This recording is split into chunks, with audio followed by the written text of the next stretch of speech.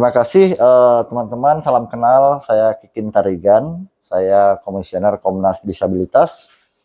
Saya adalah satu di antara 7 orang komisioner yang dilantik oleh Presiden pada tanggal 1 Desember tahun 2021.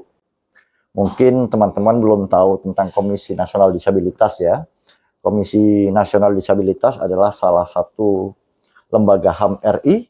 Selain yang ada Komnas HAM, ada juga Komnas Perempuan, dan kemudian juga ada Komnas Anak, dan yang terakhir itu Komnas Disabilitas. Kenapa kok Indonesia membentuk Komisi Nasional Disabilitas? Pertama, bahwa secara internasional Indonesia sudah meratifikasi Konvensi Internasional tentang Penyandang Disabilitas.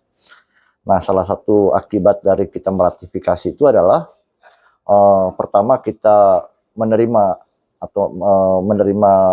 seluruh kesatuan CRPD ya, Konvensi Penyandang Disabilitas sebagai bagian dari komitmen internasional kita. Kemudian akibat dari itu adalah dibentuknya Undang-Undang nomor 8 tahun 2016 tentang penyandang disabilitas, di mana di salah satu pasalnya itu dibentuk atau dimandatkan terbentuknya Komisi Nasional Disabilitas.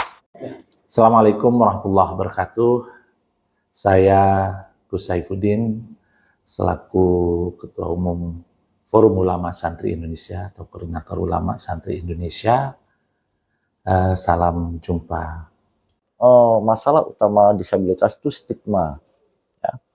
Stigma bahwa orang disabilitas itu menjadi disabilitas karena nenek moyangnya kenapa-napa, karena dikutuk, karena perbuatan dosa, dan sebagainya. Padahal tidak seperti itu. Artinya ada orang seperti kami gitu. Ya, ada orang seperti kami, dan itu bukan satu hal yang aneh. Itu adalah keniscayaan. Ya, keniscayaan yang memungkinkan terjadi. Bahwa faktor-faktornya itu bisa karena katakanlah faktor kesehatan, faktor kecukupan gizi, kemudian katakanlah ada karena sakit atau penyakit, atau juga timbul karena kecelakaan, bisa juga kecelakaan kerja. Ingatkan bahwa Indonesia itu dibangun dan lahir dari beragam suku, bahasa, agama, dan budaya. Tentu ini rentan terhadap hal-hal yang bisa akan menyebabkan perpecahan. Oleh karenanya, jangan sampai kita beda pilihan, beda calon, dan beda latar belakang partai politik akan menjadikan kita yang bangsa besar ini akan pecah gitu. Karena pemilu ini hanya 5 tahunan, dan siapapun yang terpilih itu adalah pilihan kita semua. Kita tidak ingin dampak dari pilihan-pilihan ini terus berlarut lama-lama akan mengganggu kepentingan utama kita. Kepentingan utama kita adalah bagaimana tetap menjaga persatuan, kesatuan. Kepentingan kita adalah bagaimana membangun Indonesia ke depan ini. Tengah tantangan begitu berat.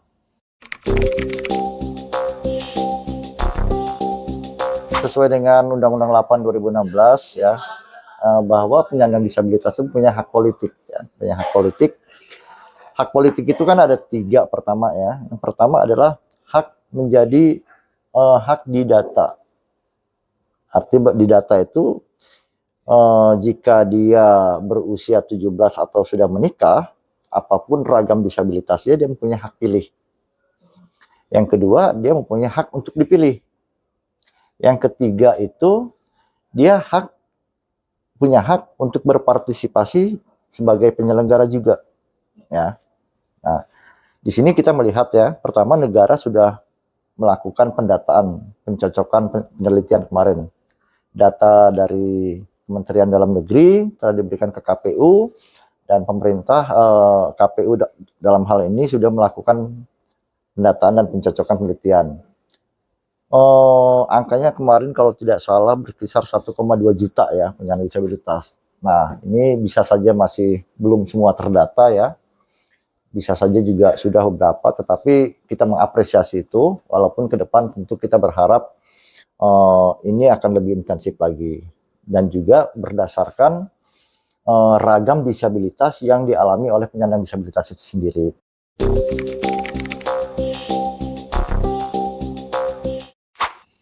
Sebagai santri, kita paham betul santri itu punya slogan hubul watan minal iman, cinta kepada tanah air itu bagian dari iman.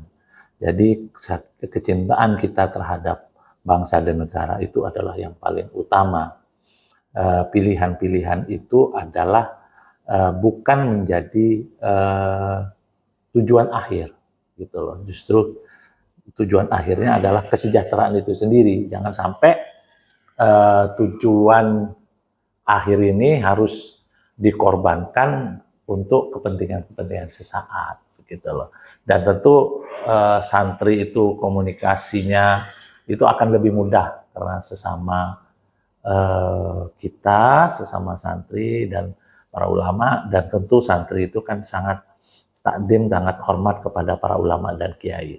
Tentu para kiai, para ulama akan terus mendorong persatuan itu yang lebih diutamakan.